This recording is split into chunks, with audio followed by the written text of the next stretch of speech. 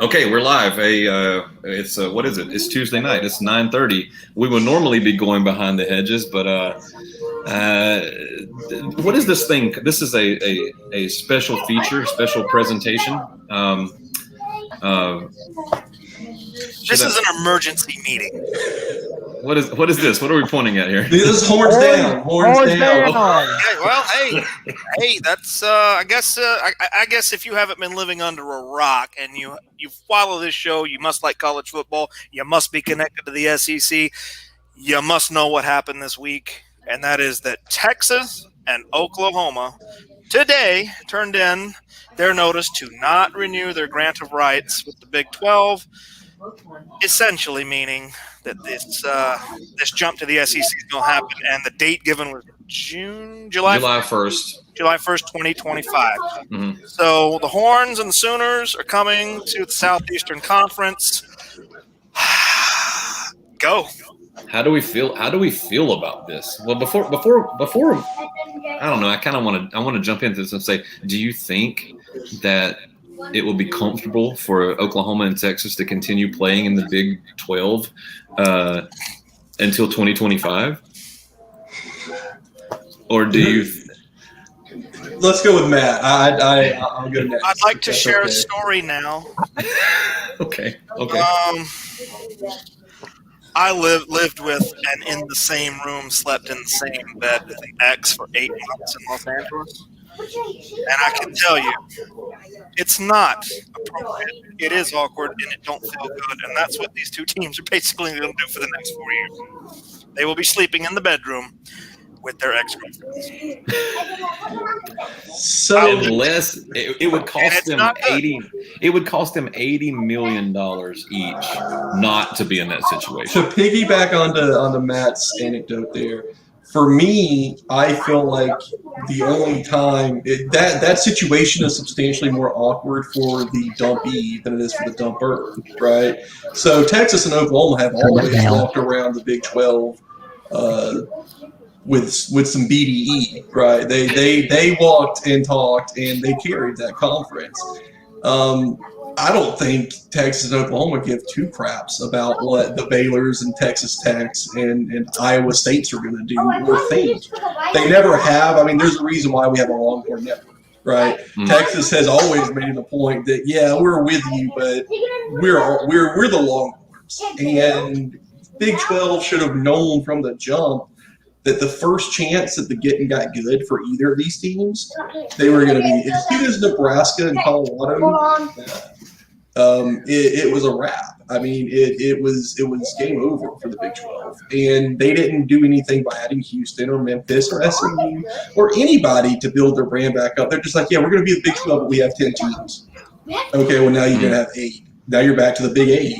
And West Virginia is already talking about Baylor too. Yeah, I mean, I think that the Big 12 just needs to go ahead and strategically place the dynamite instead of waiting for the infrastructure to crumble and actually try to salvage what they can. But I think we're looking at 4 super conferences, and the Big 12 is going to be the one that gets cannibalized. Mitch, what did I text you the other night?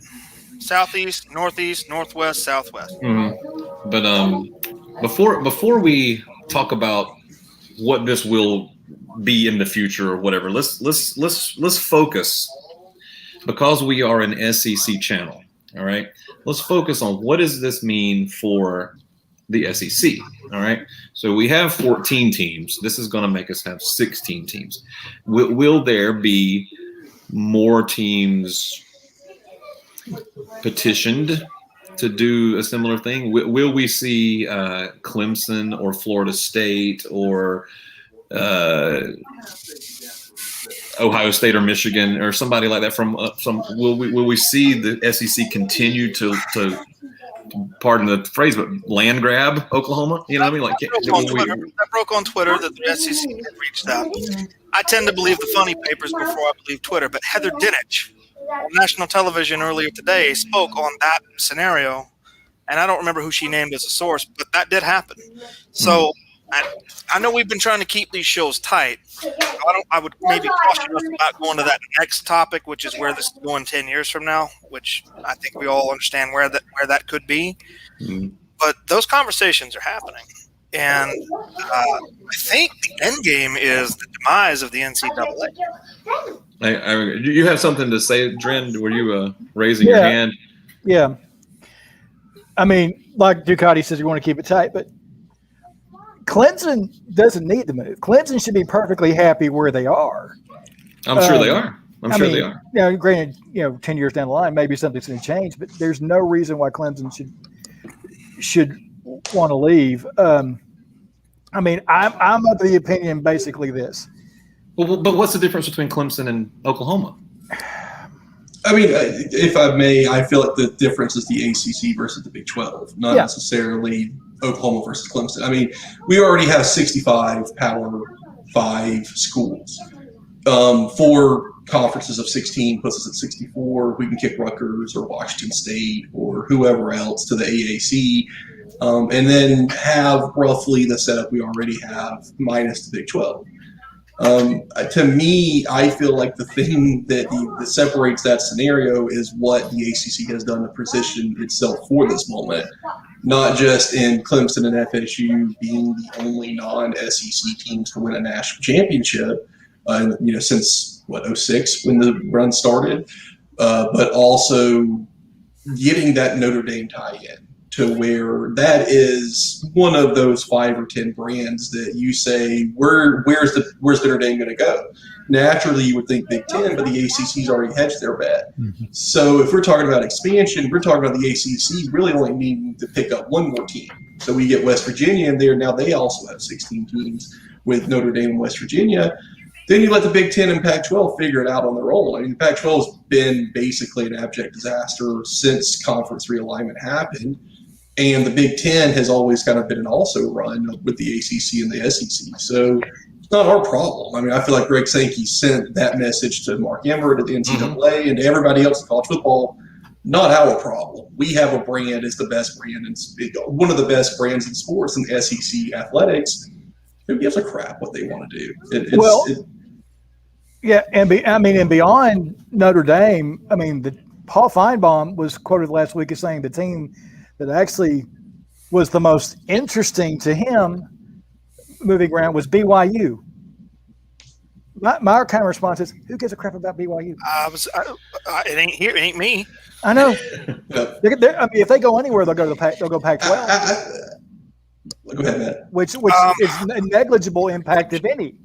So, this is going to be a do you believe it? Do you call bullshit or is this real? Notre Dame's already come out and been explicit. They're not interested in joining a conference permanently as a football program. Knowing what we think we know now, they either know something we don't know or, and this is possible, if you've ever talked to a Notre Dame fan, they're being stubborn to the point where it's almost like the blind donkey. Like they're being stubborn to the point where they don't mind drifting into oblivion. I can't believe that. Yeah, I mean, I feel like the NBC money, there might be some kind of contractual. We don't know. We're independent. We don't know anything about this stuff. Do you think they're serious? Do you think they would not? Once they once the dust settles. Look at what happened in 2020. Their hand was forced into essentially joining a conference, and what did it get them? A playoff appearance. Yeah. I mean, they would have to be.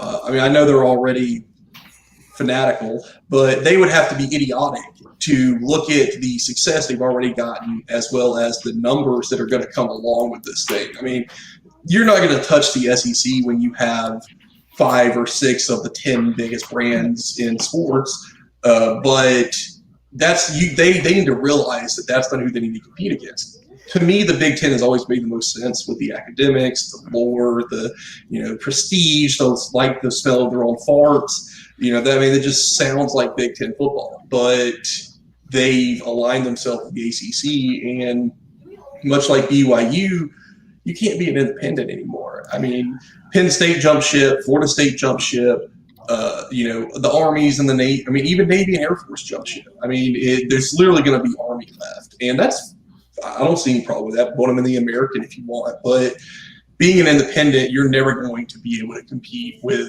the big dogs until you can put together that consistent conference schedule that goes along with it. I mean, Notre Dame to me is a practical example of a little philosophical precept called Burden's ass.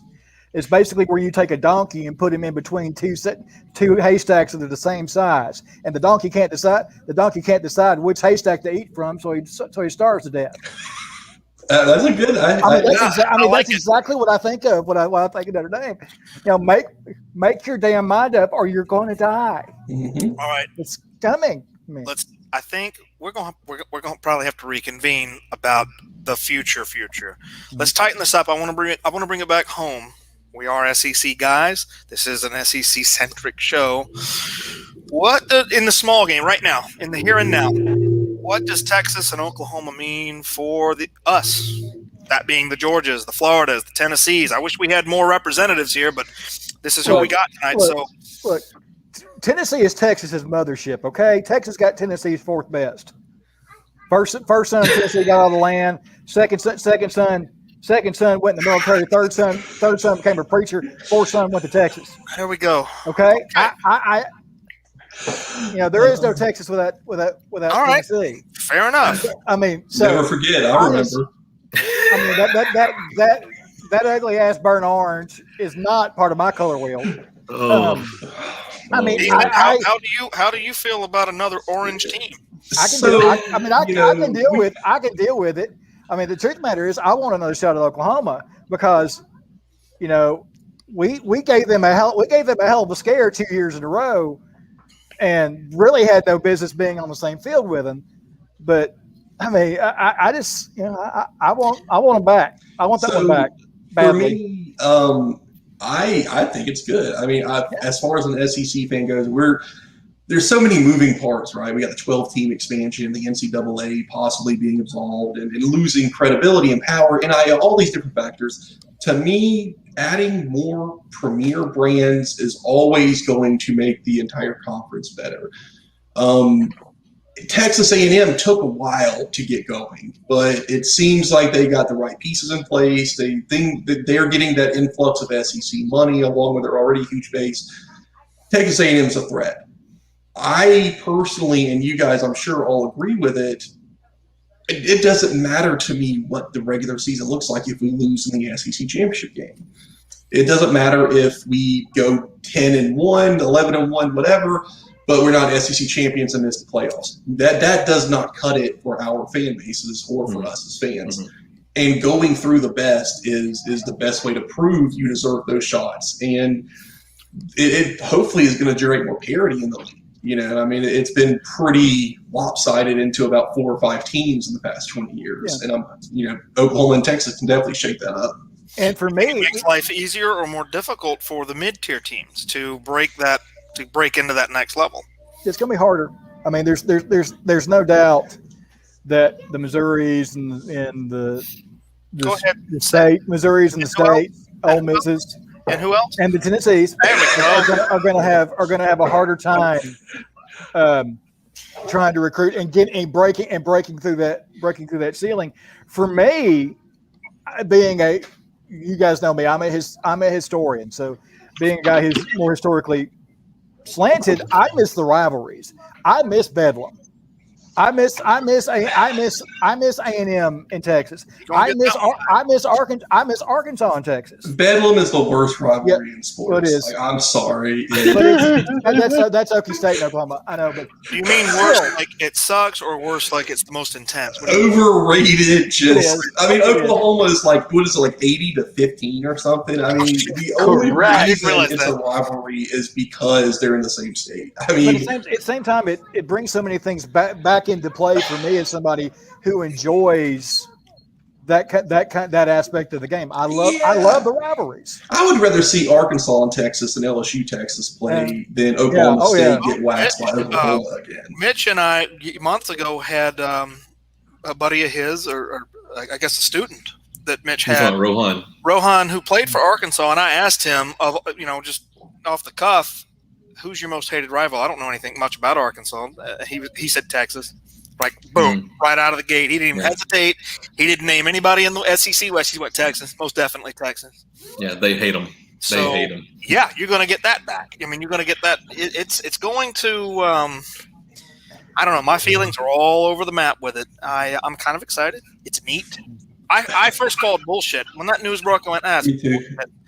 And then 2 days later, there's like some serious smoke, and then credible sources, and I'm like, wait. And my foot's in my mouth, and I'm like, what the hell is going on? Texas and Oklahoma, and then boom, here we are. Yeah. Ducati's had his foot in his mouth one too many times before. I've been experiencing it firsthand. Man, I got to call that man out like that. Goddamn, why do you got to be like bulldog on bulldog crime and shit? We got a gator in the house. What is this? Hey, man. Excited. Hey, big dog gets the bone. Let me give you an idea. Let me give you an idea. To go off what you guys are saying about Rohan. Jerry Jones is a prime example. People in Texas love Jerry Jones, but they freaking hate the fact that he's an Arkansas graduate. Yeah. They can't stand it. That's the only thing. I mean, as much as they love him, they hate him. They hate him for that just as much. So I wanted to say, you were talking about what would the landscape. I can't remember what the exact question was that led to all this, but it was something about what would the landscape of the conference be? How would that shake out? And I wanted to ask you guys what oh shoot, who is this Facebook user right here? Who is this? Is this got to be Dargan? It might be Dargan. I would say Dargan. Since it's an Arkansas comment, I'd say it's probably Dargan. Hey, if it is Dargan, just I'll message him. I'll message him. But well, he's listening, Dren. So well, it may not be him. You got any envelopes? Let's send him a letter. Rocky Tut. What did I just hear? Listen, so I'm thinking that two scenarios are likely, and this is what. Oh, it is Dargan. Okay. Hey, Dargan, how's it going? Invite him. Either you, Dargan, if you want on, you see the QR code. You see the QR code on the screen here. All you got to do is scan it, and you're in. He is our resident hog. I mean, come on. Yeah, Big Daddy Hog, come on in.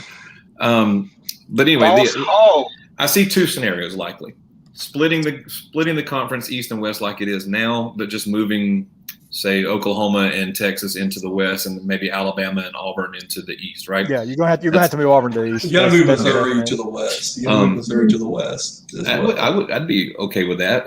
Who would be the other team in the east? Bring Auburn and Alabama and over Bama, and put Missouri and maybe Kentucky.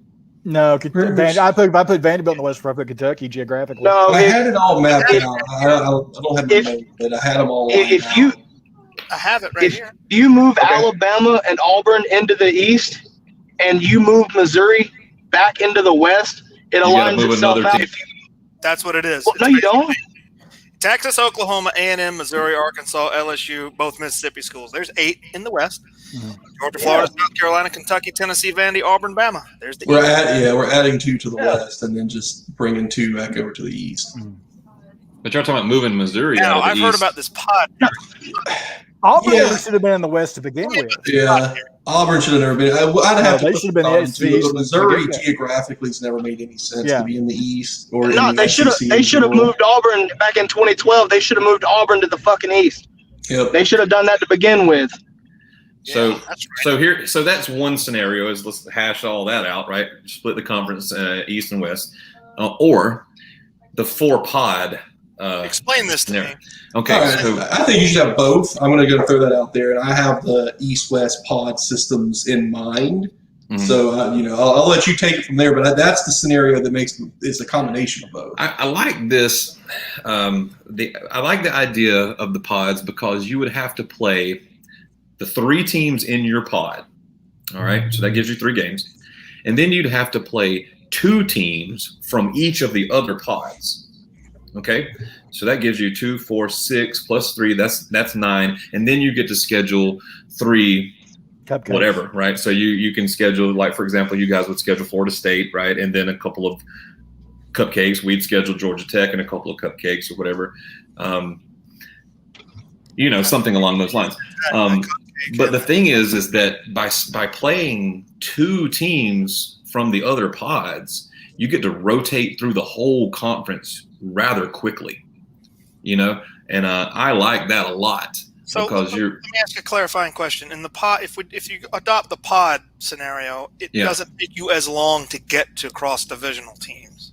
Correct. Yeah, look at Georgia. Look, Georgia's never played at Kyle Field, and they've been in since 2012. That's the reasoning for the pod system right there. And again, that goes back to Auburn. Like you guys, Auburn should have just come to the East and gotten rid of that, and we actually could have realigned the divisions instead of. And the crossover games at that matter. Yeah, that was. Who was that? Help me out. What was the McGarity? McGarity was a pushover when it came to that shit. Yeah. Somebody I'm assuming that's Dargan. Maybe it's just distinguished Georgia Tech from a couple. Hey, listen, I was trying to work a jab at Tennessee in there, but I was they're Power 5. Georgia Tech still Power 5. So my theory is you take the pods and you have a pod you're in, so that's 3 games, and then you have a rotating pod from the other division. So you have 4 cross-conference games. So that's 7. No, you'd have 6. You'd have. You play all 4 in the other pod. You play 3 in your own pod because you're in it, but then the other pod would have 4 people in it. So you would play all 4. No, they would. What if I'm not mistaken? What I saw was you have your 3 games within the pod you're in, and then 2 from each of the other 3, which would equal out to be your 9 conference games. But are you saying this is your idea, Ethan? This is what? I'm talking about hypothetical. I'm not like. I'm sorry. What I'm saying, you're good. I'm sorry. But then that way you have the 3 divisional, so Georgia, Tennessee, whoever, and then we play 4 Western, so that's 7 games. So at that point, you take the top 2 of each pod and put them in 2 pods. So rebracket. Then a rebracket, yes. And so then you would play 3 more conference games, so now we're at 10. At that point, you have 2 spots left to keep it at 12. So now you have your out of conference divisional rival, and you can schedule a cupcake if you want for money. Then you play the SEC championship game. Maybe you repeat, maybe you don't. I feel like we're going towards an NFL style of conferences, so we might as well start to consider the option of going towards NFL scheduling as well. Are we looking north, south, east, west? I mean, that's basically what Matt was saying. Yeah, that's what it would be if you do the pods. The problem with it is that to keep you got to keep Florida, Georgia, right? You got to keep Tennessee, Alabama, right? I mean, Auburn, Georgia. There's so many games that you have to keep that people are going to be pissed. The problem is we just got to move on. If Georgia and Florida want to meet in the top 2 of your pod, there's going to be strength issues because if you do a northern SEC tier, you're going to pod. You're going to have Tennessee with Kentucky and Vanderbilt, and maybe South Carolina.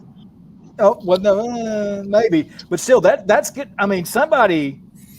If recruiting catches up, somebody's going to run that. Georgia and Florida. There's going to be major bitching about strength of schedule within pod if they do that. I saw a pod set up.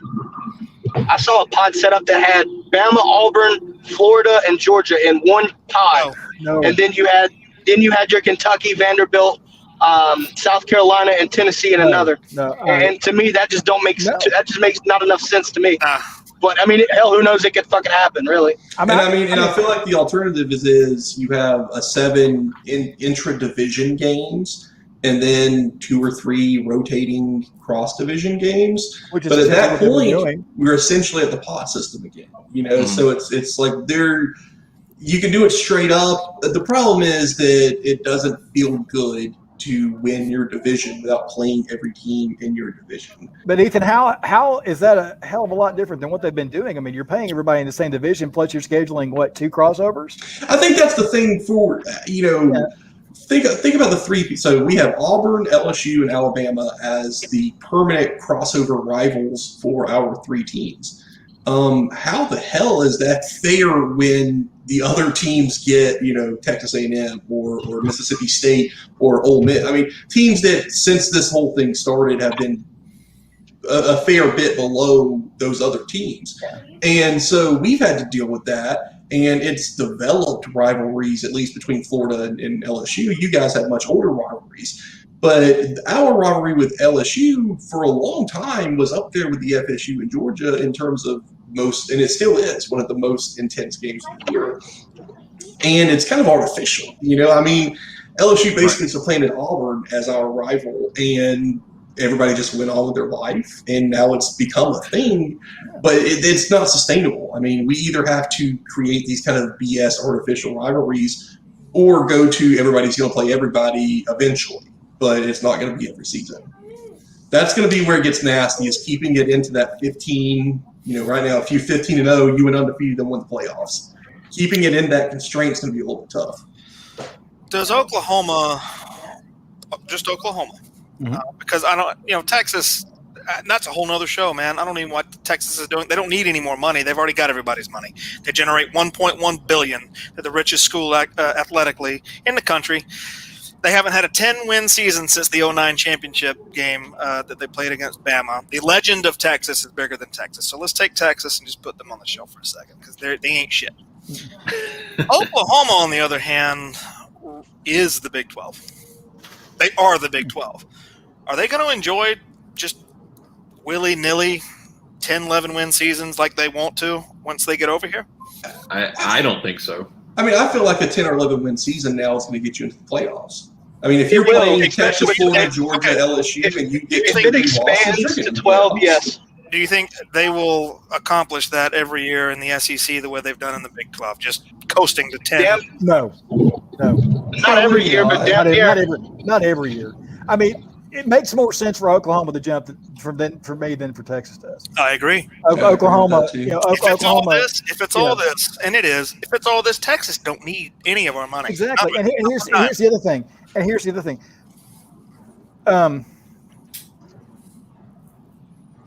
The team I have penciled into the playoffs this year as a strong, I'm almost ready to ink them, is Iowa State. I do not want to play against Matt Campbell year in, year out if I'm Oklahoma. Fuck Texas. Iowa State, especially this year. Iowa State is becoming scary. We're talking about the next 10 years, man. I don't think Matt Campbell is Iowa State's head coach in 10 months. I don't either. He ain't going to stay in Iowa. He's either going to the NFL or he's going to get double his pay. He's had all kinds of offers to go. He didn't let I acknowledge what you're saying, Dren, so is but Bill I Napier, agree. man. I don't think he will be there much longer. You don't stay in Ames to make your mark on the history of football. He has not lost he did not lose a player off his squad this year to the transfer portal or graduation. They are going to be damn good. They're going to be calluses on their knuckles. They're going to have some. They're going to be good. But we're talking about breaking through ceilings, and Iowa State's ceiling is this season probably. And I have 120 years of evidence to go with that. We're talking about teams that are at that. I mean, Oklahoma makes the playoff and gets routed. Their ceiling is very high already, but they're trying to get through it.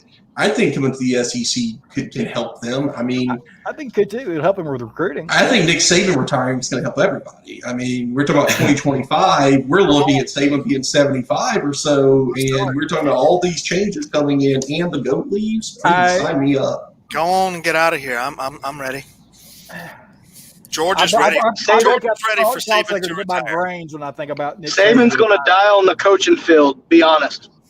Okay, let's quick questions before. What are the odds that any of our schools has the same head coach 5 years from now? Some of us are more likely than others. Well, Kirby will still be there, I think. I don't think so. The log truck will be gone. Ogeron will be gone. I think that Mullen is on the way out. The log truck. This is Mullen's last year. I mean, Mullen just got extended. Mullen just on a huge extension. So what? Mullen don't want to be there. Mullen is. What are you talking about? All right. Hey, okay, no. We got to stop.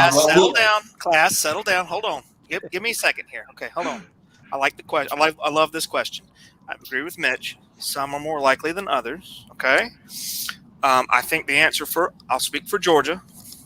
I think that answer you'll get a better idea of that answer for the Georgia Bulldogs depending on how this year goes.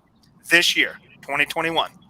Because with the shit he's got on the sidelines and the way that schedule lines up, if we don't make, what'd you say, Mitch? If we don't notch a playoff win. I say the worst acceptable result.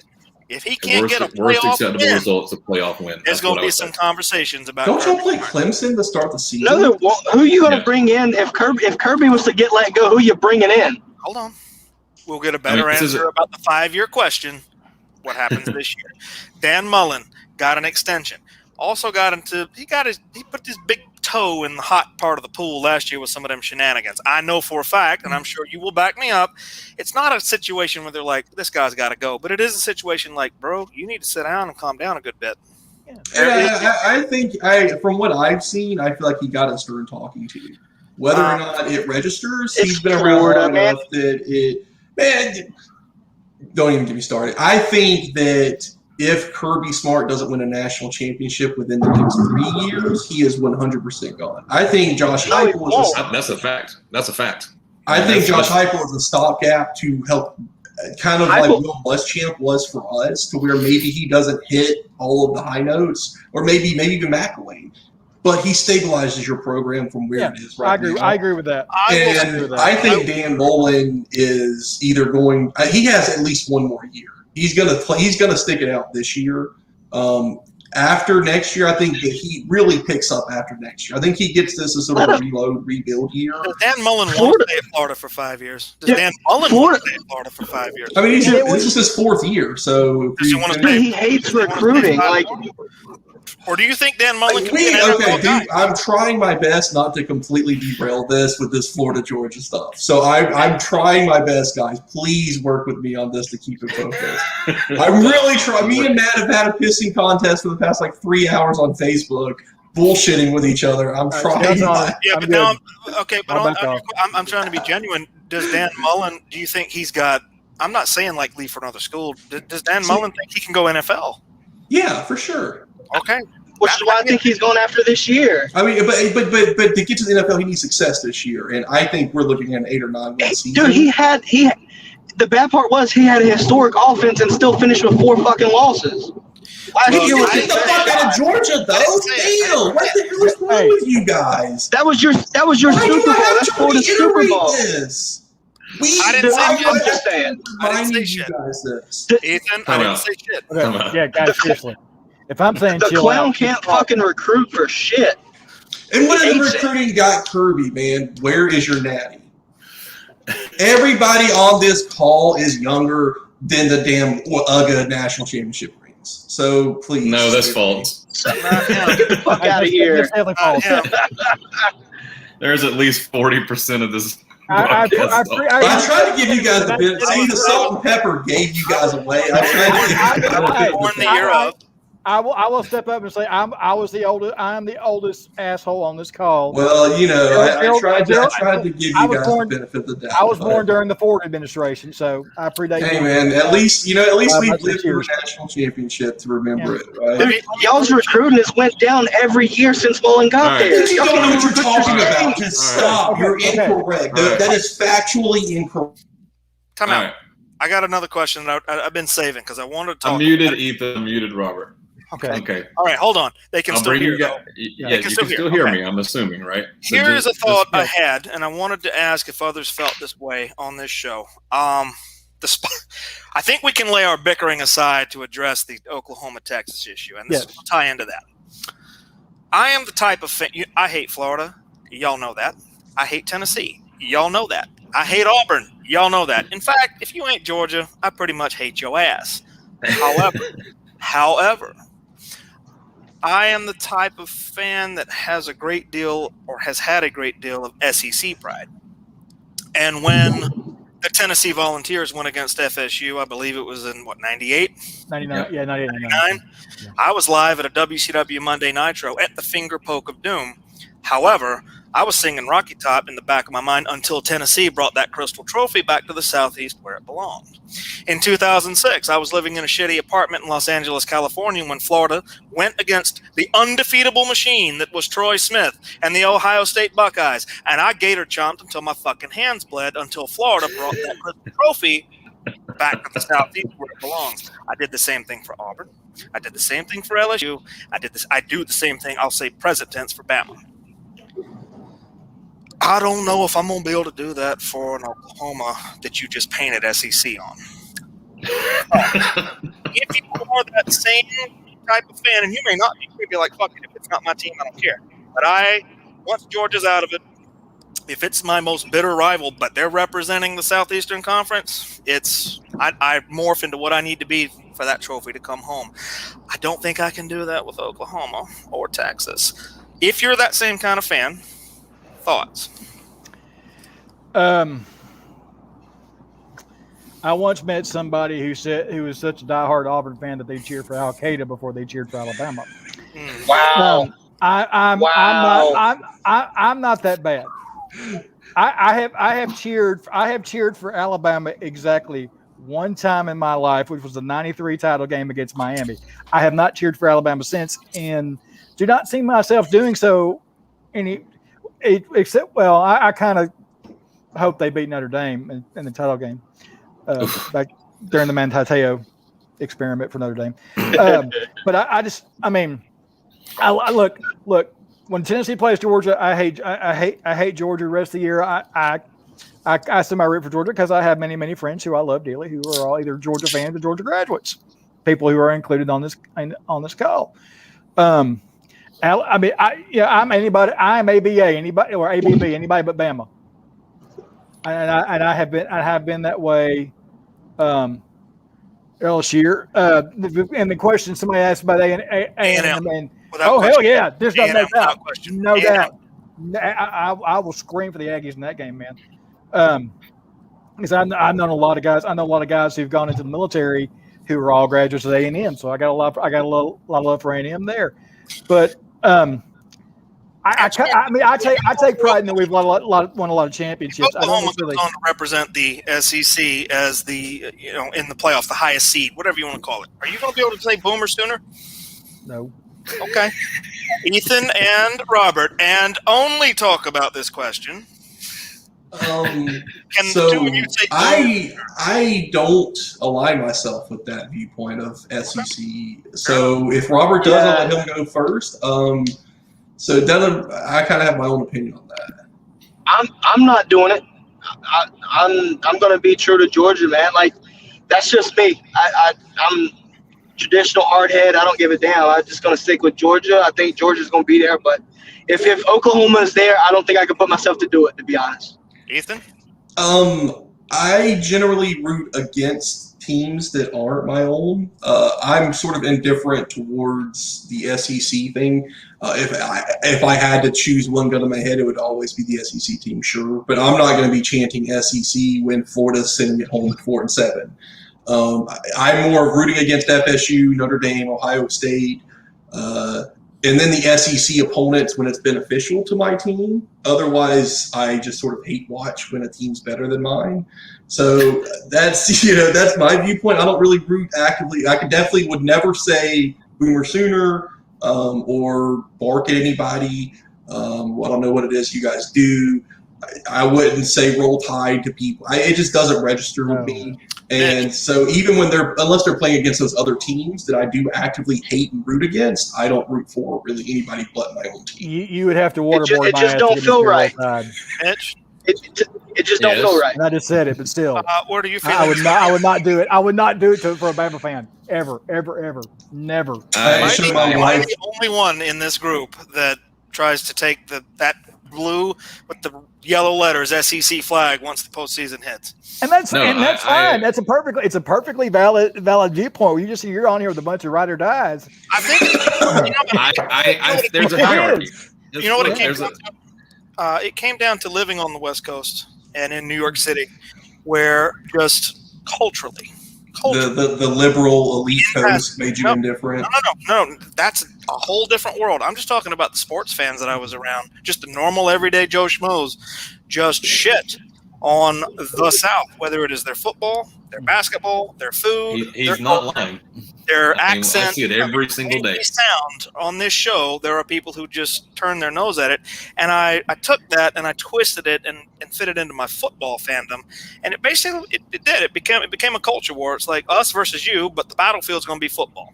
Well, you had your being a Georgia person. I'll throw this out here. Louis Grizzard, Time in the Wilderness, where you moved away from home. He spent about 2 years in Chicago as a sports editor for the Chicago Sun-Times and hated every single second of it because all he did was shit on where he was from. It became a culture thing. So it literally did. I mean, he said I remember hearing him talk about it. He said I had tickets to every sporting event in the country whenever I wanted it. I went and checked out the Ohio State Michigan game. He said it was like two mules fighting over a turnip. He really didn't give a damn. I mean, that's. Is that two equine analogies in one stream? I think so. One was much more erudite than the other. I will say that. So I want to answer the question that Matt has posed to everyone else, and I see it as sort of a hierarchy thing. So at the peak of the pyramid there is Georgia. Okay, underneath that is the SEC East. Mm-hmm. Underneath that is the SEC, mm-hmm. right? And then underneath that is like, I don't know. I'm sure there's somebody like maybe Florida State or Clemson, regionally, because they're just nearby wherever I grew up. But also that's a bridge way too far, and I'm never going to root for Notre Dame or USC or Ohio State or Penn State or whatever, right? And I'm trying to actively think of an exception to that rule. There's been a few players that played at other places that I thought, oh yeah, that guy's fun to watch or whatever. But like, no, I don't have love outside of the southeastern United States. Having said that, will I watch Oklahoma or Texas take the field in the big game and go SEC? I don't know, man. That seems weird. My conference pride to me will be diluted a bit. It's like when Missouri made the SEC championship game. Mm-hmm. I mean that happened pretty quickly after they came over here. They didn't win it, but they cemented themselves. I mean, they haven't done anything since then. Gary Pinkel had to retire. A lot of stuff happened, but that was a Florida, Georgia, Tennessee division, and it was generally which of those three teams finished 2, 3, 4-0 against each other, and the other cross division. That was who represented the East, and then Missouri to come in out of nowhere and shit! Oh, the Texas A&M. Oh, I like it. And then to have them just show up. How excited are you to get to play Texas again in a few years? Pretty excited. I'm worried about the future of the SEC as a whole because it's known that every single conference Texas is part of, dating all the way back to the Southwestern Conference, completely ruined. SWC, Big 12 -2. You done said it. So, I mean, I don't know what y'all said previous. I've only been watching for the past 5-10 minutes. Y'all are just saying too many things. I decided I had to join. There's a vast majority of A&M fans that were upset about it at first, only because we know how snake-like Texas is. And so, yeah, they're going to get rid of the Longhorn Network. Guaranteed within 10 years, they're going to have something drawn up. That's exclusive to Texas brand, right? And they're going to be getting their own share of profits, their own cut from that, and everyone else is going to be left out to dry. Oklahoma, I've always thought from the very beginning, I always said, if SEC were to bring in any Big 12 team, it should be Oklahoma. And possibly Oklahoma State.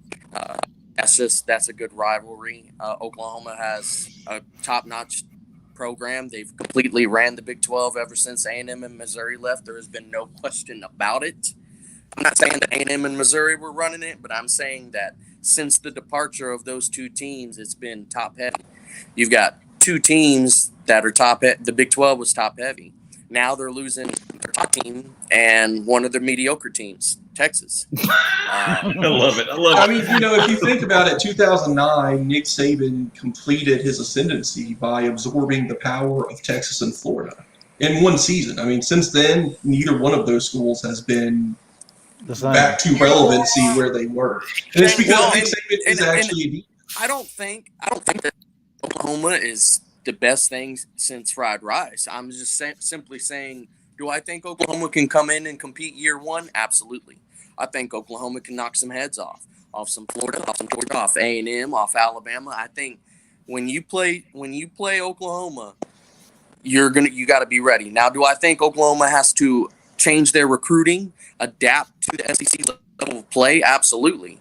You know, you can't pass and run the way you want to in the SEC like you did in the Big 12 or the Little 10, as I like to call them. It's not going to work. Now, I mentioned this on a comment, but just so y'all know, this was leaked on purpose. It was leaked on purpose by officials within the Texas and Oklahoma departments so that they can get a jump on recruiting. Think about it. I believe it. When A&M known that we were going to be courted and we were going to be invited and promised all these things, right? If we'd have known that back in 2009, 2008, we would have come out and said, hey, we're leaving the Big 12. We're going to go to the SEC. And we would have gotten some better recruits to be ready for that. My only caveat with that is that it's not happening for another 4 years. So watch this. This year, the minimum, I think it'd be minimal, but after that, I can see it starting to pick Longhorn Network deals just expires in 2022. I'm going to go on record. I want to go on record right now. 2022, Oklahoma, Texas. I'm talking about in the season that begins in the fall of 2022. I believe that Oklahoma and Texas will both be playing SEC schedules. There are already reports out there saying that the revenues from the Longhorn Network will more than cover Texas and Oklahoma's exit fees if they go early. So you're telling me this is going to happen earlier than later? Yes. The Longhorn Network deal is up in 2022 and June 30th. There's no why do you hang when you've got the money to go? Why waste time? Go. You can go on to the new girl. Why sleep in the bed with the ex when you can go on to your new girl? I just said it at the beginning of the show. Why would you do it? I know you said it doesn't matter to the dumper, but it's still stinky. Just go. Yeah. I mean, sometimes that's an option, you know? I mean, if that's an option, that's an option. I think it's safe to say everybody's going to be rooting against Texas. Yes. And more than likely against Oklahoma just how they cannot compete when it comes to college football playoffs or bowl games. Now, they've had a few good years, granted, but when it comes to SEC level of play, they're just not there yet. And I think it's the style, their momentum, the tempo that they play. I think Lincoln Riley, he's going to be great in the SEC. Somebody mentioned that Alabama, by then, 2025 or whatever, Saban's going to be 75. He might be retiring. Maybe. Bama's going to try and go get the best coach on the market. And at that time, it just very well might be Lincoln Riley. See, that's what I was about to say. Is I don't think Lincoln Riley makes it more than another season. I mean, just like Matt Campbell, I feel like these guys know that these changes are coming, and they want to see where the dust settles before they hitch their wagon to somebody that might be in a completely. I mean, we're on a roll. that they don't know where they're going to be in 4 or 5 years. But I feel like somebody like Lincoln Riley is the NFL's calling his name. I mean, if he can get a Chicago Bears or a Washington football team, or he doesn't need to go to Arizona like Cliff Kingsbury did. He can wait for one of these premier NFL teams and markets to open up and go into a team that isn't a complete rebuild and can hit the ground running. I think that's Lincoln Riley. Dan Mullen can't do that.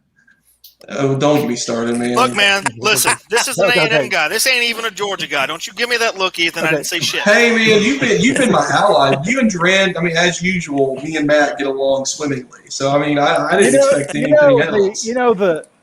The throwing on secondary into the mix, I mean, another reason not to cheer for Oklahoma, that schooner is one of the dumbest fucking things I think I've ever seen in my life. He said wagon. I know. I mean, it's maybe for some really good, not top 10 plays, though. Exactly.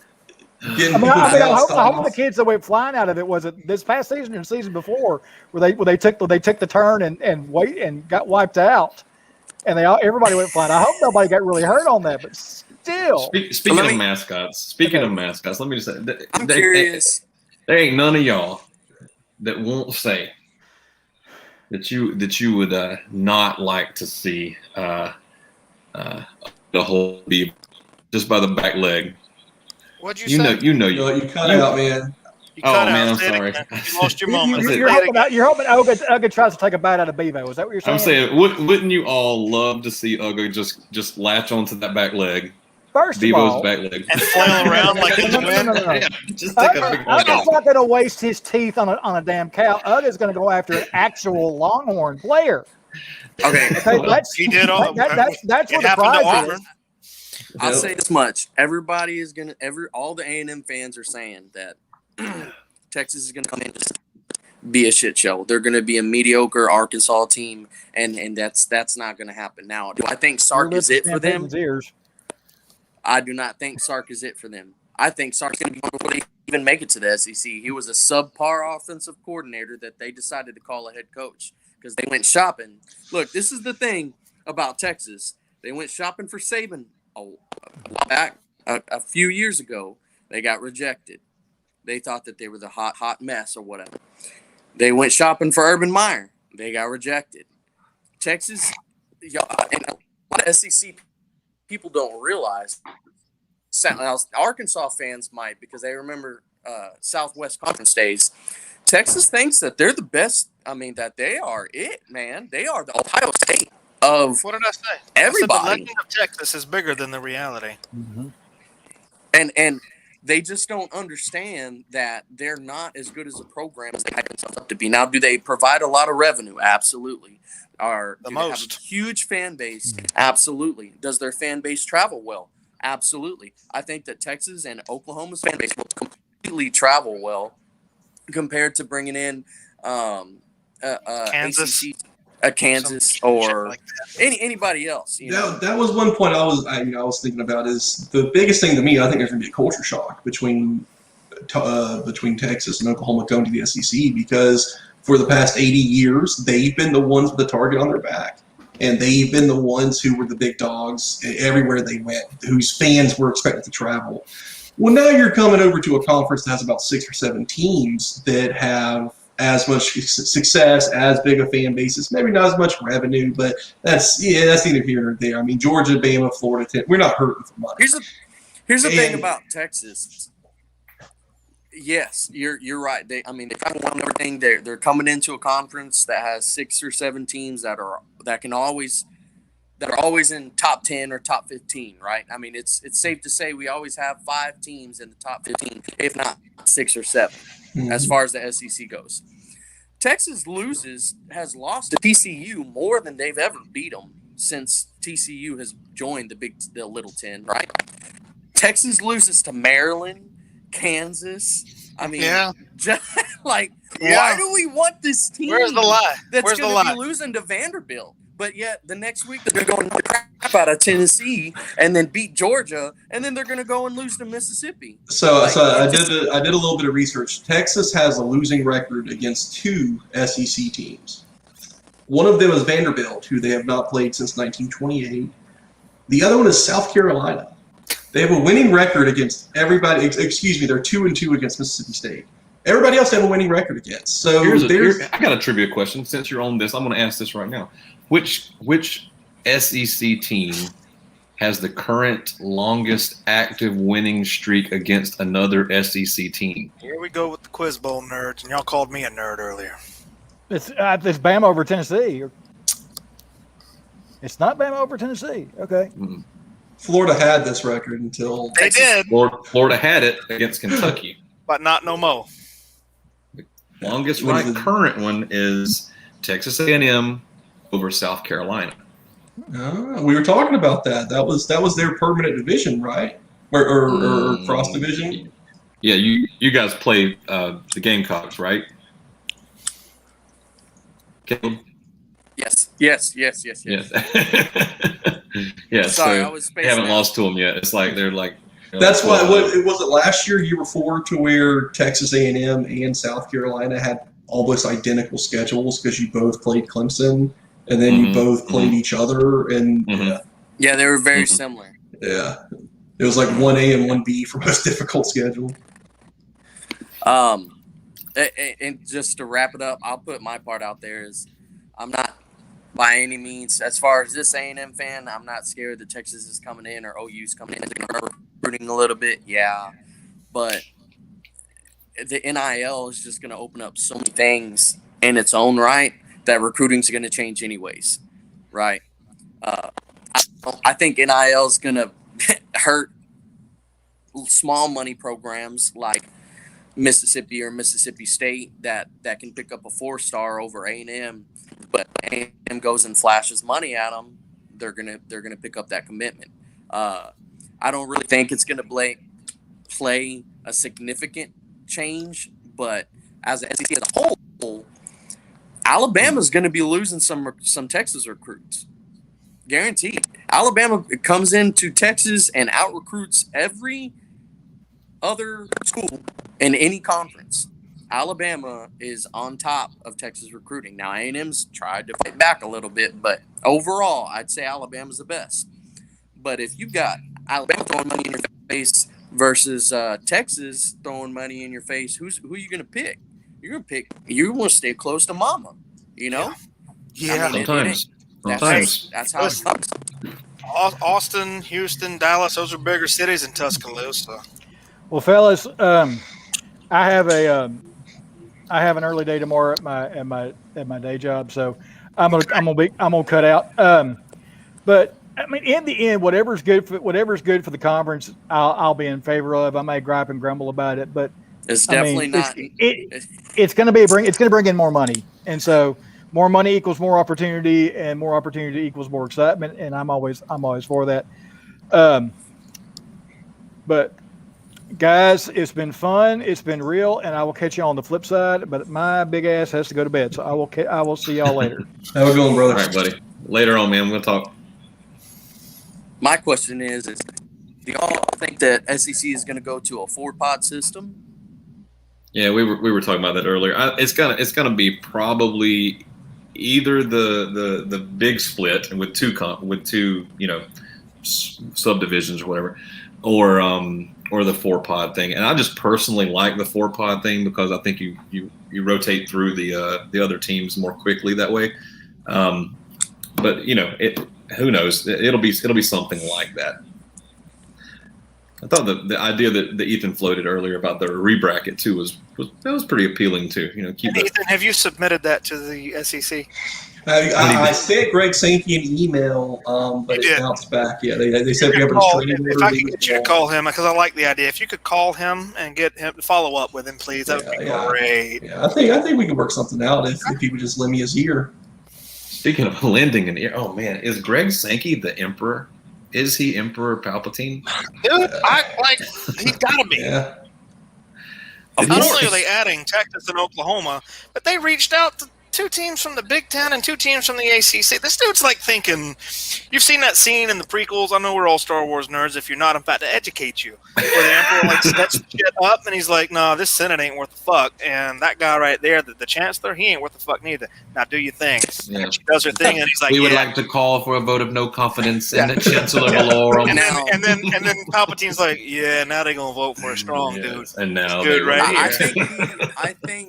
I think in order for him to get an ACC school or Big Ten school, I think he's going to have to give up a couple teams. And I think that's going to be a push from the NCAA, from the other conferences, and possibly from the other schools that are trying to come in too.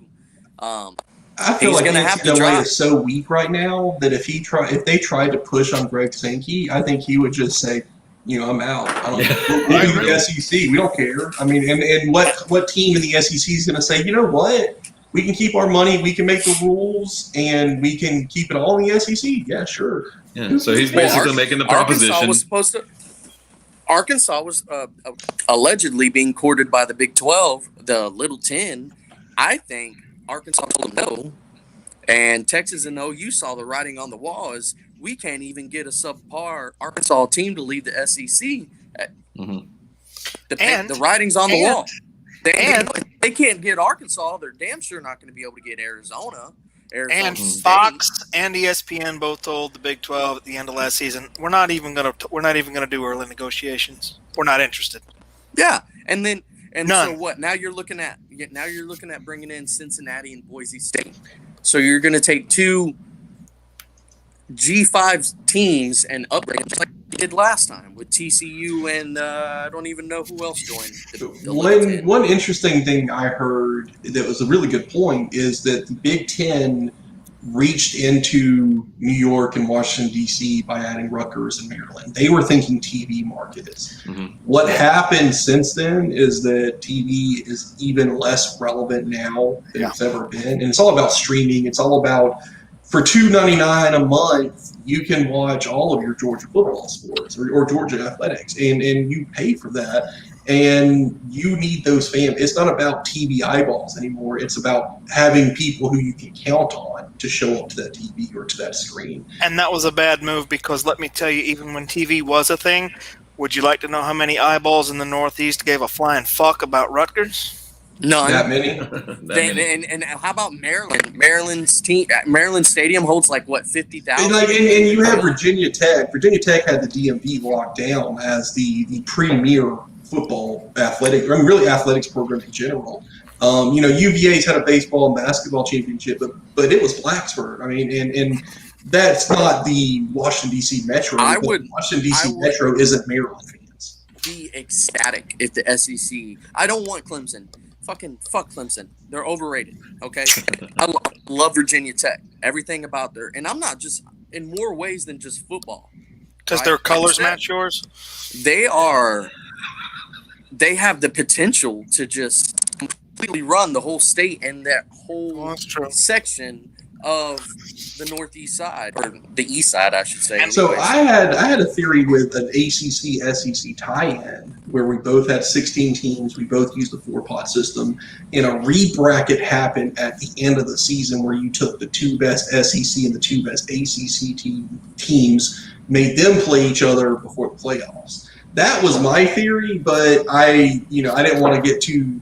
That would require a lot of teamwork between people who don't want to work together. And then you have to remember that commissioners come all the time, and it's always a whose jock is bigger type of macho man thing when it comes to conferences, and there's going to be a lot of teams that aren't going to be for that.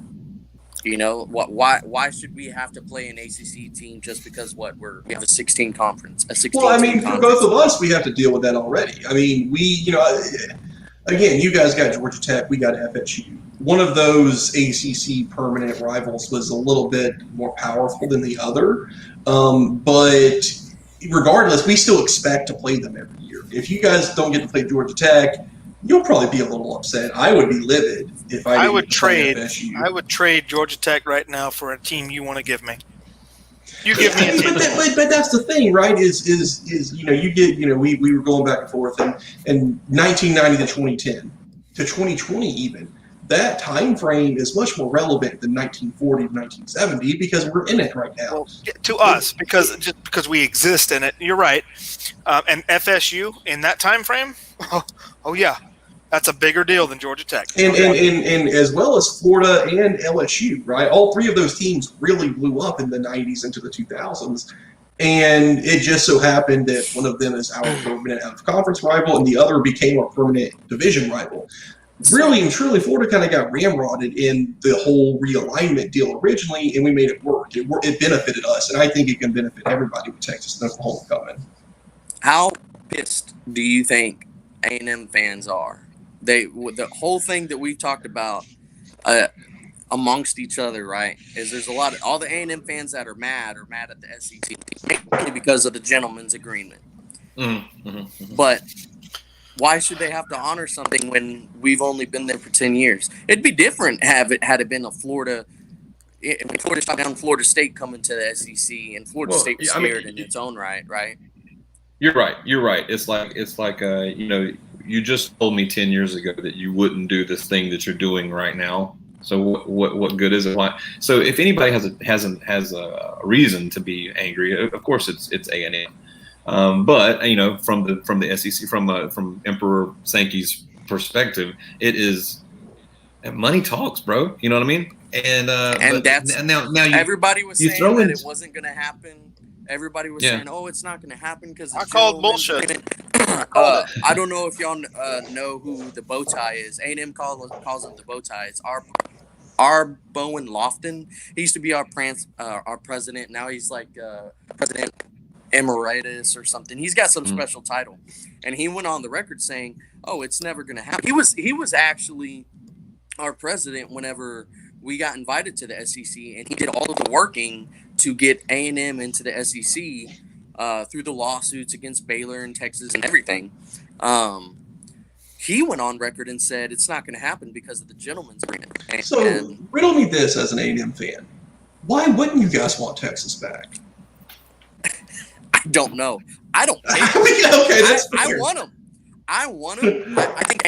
I think old school A&M fans. See, I'm a millennial. I'm not your normal millennial, but I'm still a millennial.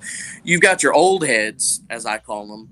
They remember. Say my dad. Okay, my dad remembers the Southwest Conference days, right? Arkansas left the Southwest Conference because they saw what Texas was doing. Then Southwest Conference dissolved, and then we had the Big 12, and Texas goes and creates a Longhorn Network. Boom, Big 12's gone. Now it's a Little 10. And people my dad's age remember all those the negative things, the negative connotations that happens when Texas joins a conference. And the first decade, maybe the first 2 decades, it's good, right? How long was the Big 12 around? Since what, 25 years. 96. 96? Yeah.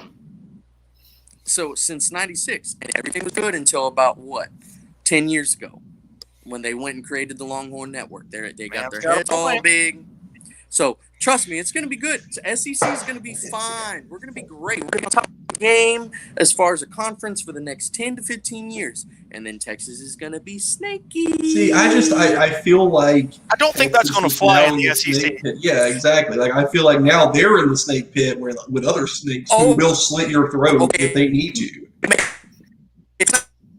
Oh, he's getting. I can tell he's getting real excited. Oh, come on, back this up. I need to hear this shit. Look at that face. He's ready to lay down some knowledge. Oh, man. Look. No. He's like, dude, before he gets Shakespeare. He's like, beware the Ides of March. Beware the Ides of March. Okay, he's back. All right, he's back. I don't think it's going to happen with the current commissioner. Like I said, commissioners come and go. How far is Sankey? How long is the Emperor going to be around? He became commissioner pretty recently. He replaced Mike Slive a few years ago. So he's going to be around. He's going to be around for about 10, 15 years. Well, he also cloned himself 100 times. I don't know if the SEC is going to be around in 10 to 15 years. I mean, we might be looking at a true, legitimate college basketball type of situation. I can't see Florida, Georgia, Alabama, Auburn, Tennessee. These schools that have as much sway as Texas. You know, when you're talking about, aside from Texas A&M and Oklahoma, who in the Big 12 could stand up to Texas? Nobody. Nobody had the resources, the money, the fans, the success. Once you get here, it's TCU beat them. I'm not talking about on the field. I'm talking about the off the field political stuff. Okay. You know that leads to this. You can't go to the president of Alabama and say, actually, we want more money than you're going to get, and expect them to be like, where's your natties? I'm sorry, do you have rings? And Texas would just be shown the door. And Texas A&M, and for me, Texas A&M and Mizzou are now as much a part of the SEC as Arkansas and South Carolina are. They're now onto that second wave, right? Arkansas and South Carolina were the new kids on the block. Now Texas A&M and Mizzou were that guy. Now it's Oklahoma and Texas. So you guys are now officially welcomed into the SEC, and we could all hate the same 2 teams that just came in. Like Texas, honestly, Texas A&M made so much sense to me. Mizzou made no sense, and they just kind of came out of nowhere. But they were the ones who immediately had success, and it was like, I don't know. That addition just made Texas and Oklahoma are just like two heavy hitters, and them showing up, that's like, you know, you think you're going to a street concert and Kanye West shows up, and you're like, wow, okay, this is more than I bargained for, but I'll take it. You know, the inconsistencies right now within the Texas program since 2009, right? Since 2010, right? I'll say since 2010, are just go back and I encourage y'all to actually look at how many different presidents, athletic directors, men's college basketball coaches, men's baseball coaches, like assistant coaches as well. Go look at how the turnover rate for them, right? That's a good point. And think about, you're going to have this team come in and try and compete, and you can't even keep coaches, right? So Texas can go 5-7, and lose to Kentucky, Tennessee, Vanderbilt, Mississippi State. But the 5 teams they're going to beat are going to be Georgia, Alabama, fucking A&M, LSU. It's going to be the heavy hitters of the league. One of those spoiler type teams. They play down to their opponents. They throw a wrinkle in the, well, now we have a one-loss team.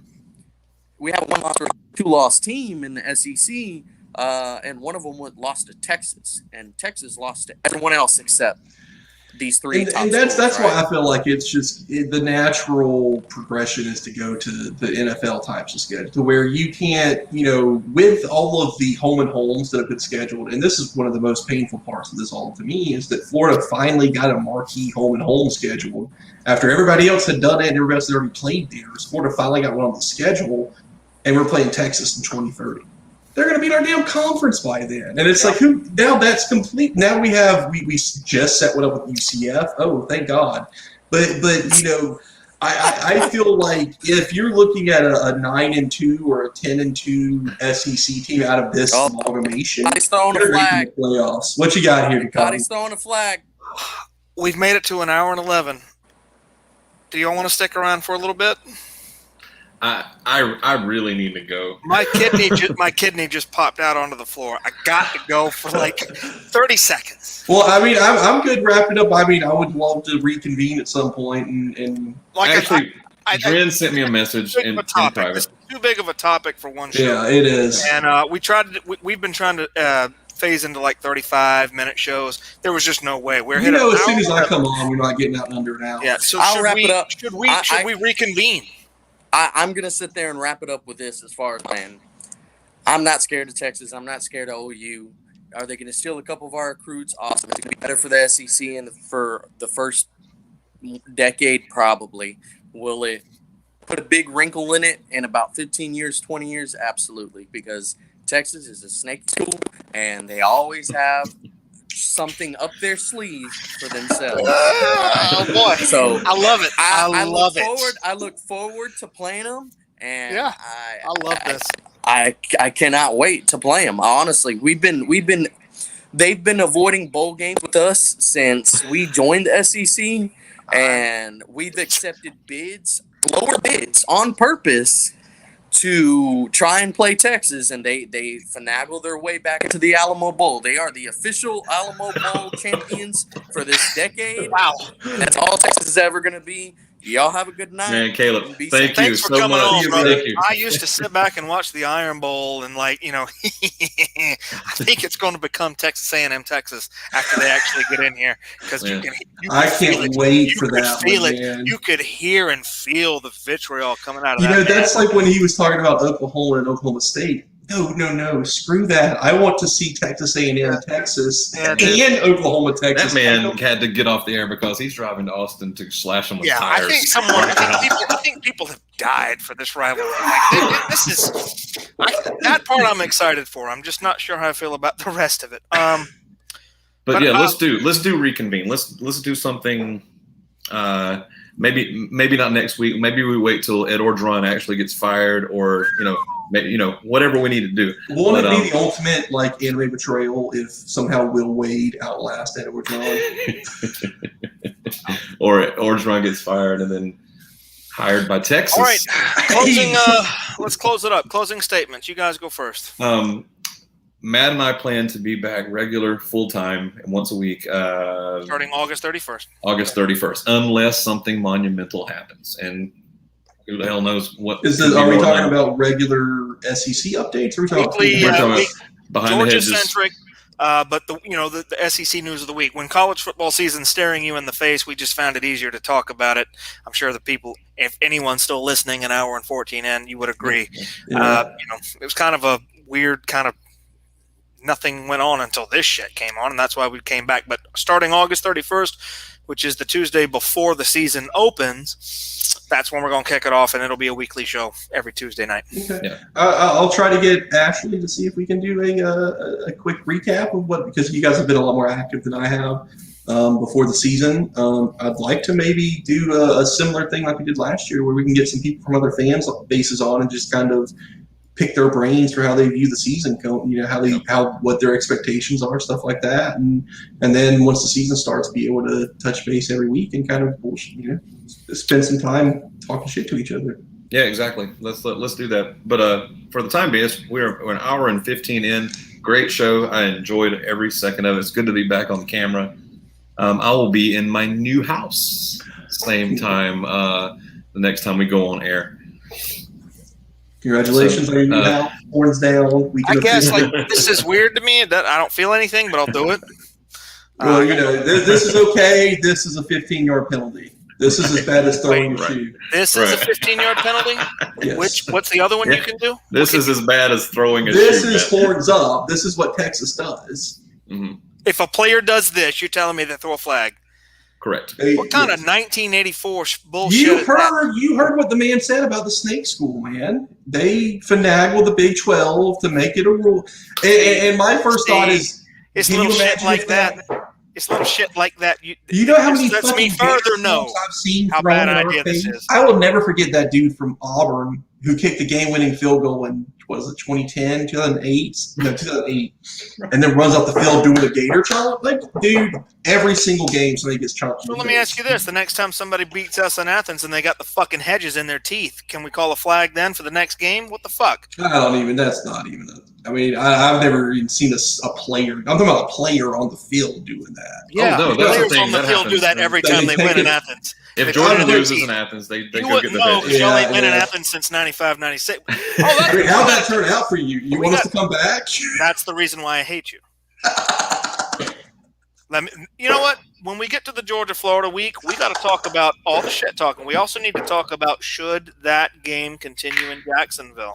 We do, and we also need to talk about how you guys left at halftime during the Florida-Georgia game. You left our group chat because we were handing it to you so bad, and then rematerialized months later to bring up a shoe throwing incident. No, I believe we actually did a show that week, and you guys were too scared to show up on air. Hey, it's 1:17 in, so I'm going to call it. So it's been fun. Bye, guys. You'll have a good one. We'll see you next time.